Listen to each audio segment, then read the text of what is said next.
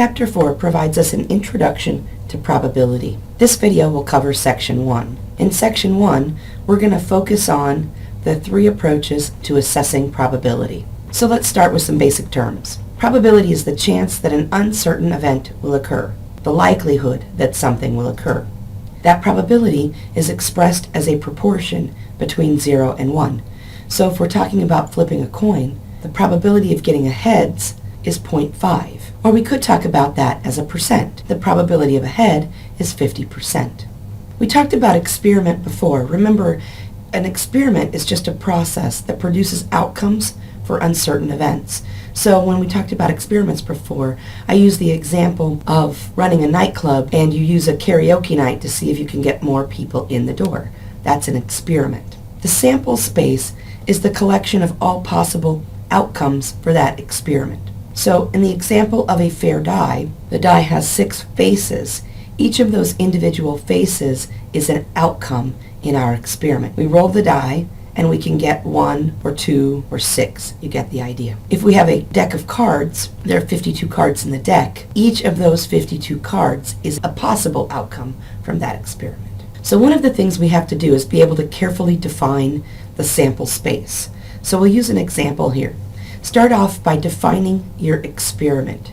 Suppose that we're interested in burger sales, and we're going to be interested in the product sold, which burger sells. We would next define the outcomes for a single trial of the experiment.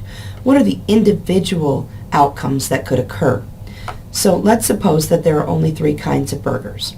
The first kind of burger is the hamburger.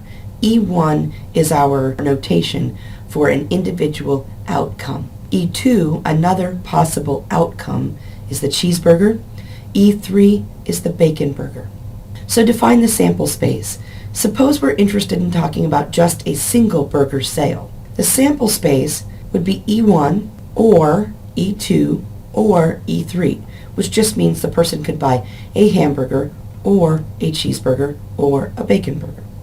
If the experiment included 2 sales, we wanted to know what the sample space would look like if the person could buy 2 burgers. There would be 9 outcomes. So how does that work out? Here's an outcome: hamburger, hamburger. Here's another outcome: hamburger, cheeseburger. Notice we're listing the outcomes here, O1, O2, O3, and each of those outcomes contains several of these single outcomes. Another thing to notice is that we've listed hamburger and cheeseburger in E2. In E4, we've listed cheeseburger and hamburger. We consider those 2 separate events. The first person buys a hamburger, the second person buys a cheeseburger. In this case, the first person buys a cheeseburger, the second person buys a hamburger. We consider those 2 separate events in the sample space. More terms to define. Mutually exclusive events. 2 events are considered mutually exclusive if the occurrence of one event precludes the occurrence of the other event. So when one event occurs, that means the other event cannot occur. Independent events. 2 events are independent if the occurrence of one event does not change or affect the probability of the occurrence of the other event. 2 events are dependent if the occurrence of one event impacts the probability of the other event. So let's look at some examples for each of these kinds of events. Mutually exclusive. So an example here, the product can either be good or defective. If the product is good, that precludes the product from being defective. All that means is if the product is good, it cannot be defective. And vice versa. If we have a defective product, that product cannot be good. So those 2 things are mutually exclusive. Independent events. So we've got E1, heads gets flipped on a fair coin. E2, the second flip is also heads on the same coin.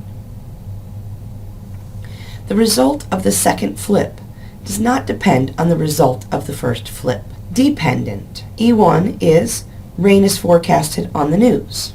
E2 is you take an umbrella to work. The probability of the second event is affected by the occurrence of the first event. We watch the news in the morning. The news tells us it's likely to rain. We grab our umbrella. If the news says it's not very likely to rain, I'm not very likely to take my umbrella to work. One of the things that we need to be able to do is visualize our data here, it helps us figure out probabilities a little easier. So I've given you two ways here to visualize the data: contingency tables and tree diagrams. This is called a contingency table because we list out the possible outcomes and the associated values for each of those possible outcomes. So when we're talking about the deck of cards, we could have black cards or red cards. We could also have cards that are aces and cards that are not aces. So if you've played cards before, this is familiar to you. There are 2 black aces, 2 red aces, a total of 4 aces. There are 24 black cards that are not aces, and there are 24 red cards that are not aces. There are 26 black cards in total, 26 red cards in total, and our sample space contains a total of 52 cards. So that's how you write out a contingency table. It's really just like a two-way table or a pivot table. Tree diagrams. So for the tree diagram, we write these branches out, and the branches indicate the possible outcomes that could occur. So if we start off with a deck of cards, we could get a black card or a red card. Then if we get a black card, we could get an ace. There are 2 aces. If we have a black card, we could get a card that's not an ace. There are 24 black cards that are not aces. We do the same thing on the red branch of this. What could we get if we had a red card? We could get an ace, there are 2 of those, or we could get a bunch of not aces that are red, and there are 24 of those. We use either of these representations to try to help us calculate probabilities. So here's an example of using a tree diagram to try to make some sense out of a problem. Suppose that you're this automobile consultant and you're responsible for trying to talk about fuel type and vehicle type, and you might eventually need to be able to calculate some probabilities. So we've got 2 fuel types. Most passenger automobiles run on either gasoline or diesel. There are 3 vehicle types: truck, car, and SUV. So there are really 6 possible outcomes. Let's start off by saying that the first branch is gasoline. So this first branch here is gasoline. We have gasoline trucks, gasoline cars, gasoline SUVs. Right, so we've drawn our branch: gasoline, truck, car, and SUV. And most of you probably drive something that runs on gasoline. Then we have the diesel branch: diesel truck, diesel car, and diesel SUV. So here's the diesel branch: diesel truck, like my 96 Ford F-250, diesel car, I don't have one of those, but you could buy one. Audi makes some, so does Mercedes. Diesel SUV. You might think, oh, there aren't very many of these. But if you see my Jeep Liberty in the parking lot, you'll see it's a common rail diesel.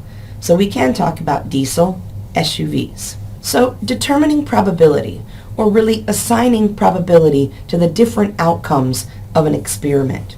There are 3 ways that we do this.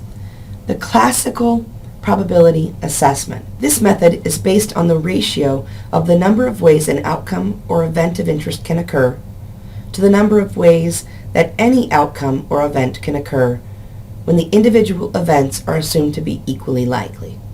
Okay, so what does that mean? It just means each outcome is equally likely to occur. So we look at the number of ways that an event can happen, and we divide that by the total number of events that can happen. So if we're talking about the fair die, suppose the event of interest is rolling a 1. There's only one way that that can occur. So there's the number of ways that that event can occur is 1. The total number of experimental outcomes, well, how many sides of the die are there? That's 6. So the probability of rolling a 1 with a fair die is 1/6. That's the classical probability assessment. The relative frequency of occurrence, or relative frequency probability assessment, defines the probability as the number of times an event occurs divided by the total number of times an experiment is performed in a large number of trials. So this is really just based on actual observation. The relative frequency of some event is how many times that event occurs out of the total number of observations. This does not assume equal likeliness. So an example of relative frequency could be the doctor's office. I went into the doctor's office recently with a sore throat and a fever. My doctor looked at me and she said, "Wow, we've been seeing a lot of people come in with a sore throat and fever, and most of them have strep throat. So you probably have strep throat. She's assigning a probability to my symptoms based on what she has seen in other people that have come into the clinic in the past couple of weeks. Subjective probability assessment defines the probability of an event by reflecting the decision maker's state of mind with regard to the chance that an event occurs. So this is an opinion or a judgment by a decision maker about the likelihood that an event will occur based on their expertise.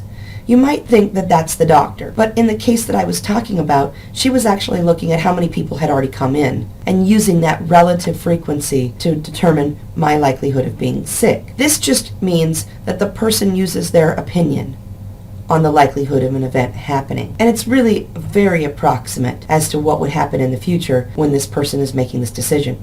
An example of this might be something like which delivery might be late. You say, well, I think that UPS is more reliable than the U.S. Postal Service. And I think that because the U.S. Postal Service does a lot of stuff on the ground, that, because of the storms, they probably have a better chance of being late. So I'm going to assign a probability of UPS being late of only 5%, and the probability of U.S. Postal Service being 15% for the package being late. The subjective probability assessment is really just the person's opinion about the likelihood of an event occurring.